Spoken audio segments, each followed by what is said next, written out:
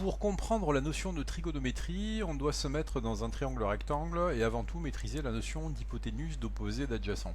Alors l'hypoténuse, pas de problème parce qu'on sait que c'est le côté qui est situé en face de l'angle droit, donc voilà l'hypoténuse. Et ensuite, quand on va parler d'opposé ou d'adjacent, il faut qu'on se situe par rapport à un angle. Donc là, on voit que j'ai marqué l'angle B et le côté qui est opposé à l'angle B, c'est celui qui est en face, donc ça veut dire que ce sera AC. Et ensuite, le dernier côté qui va rester, ça va être le côté adjacent, donc parce qu'il est à côté de B, et lui, il est en face de B.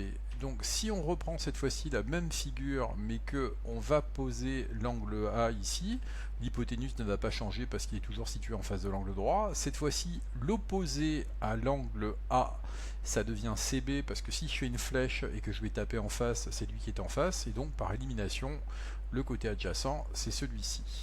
Dernière règle qu'il faut retenir ici dans le cas d'un triangle rectangle, c'est que la somme des angles fait 180 degrés quel que soit l'angle.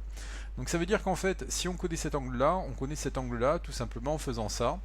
On fait 180 degrés moins l'angle droit qui est ici, moins les 30 degrés qui sont ici, et ça nous donne 60 degrés. Avec ces quelques notions, eh bien, on va pouvoir maîtriser donc les contenus de la trigonométrie.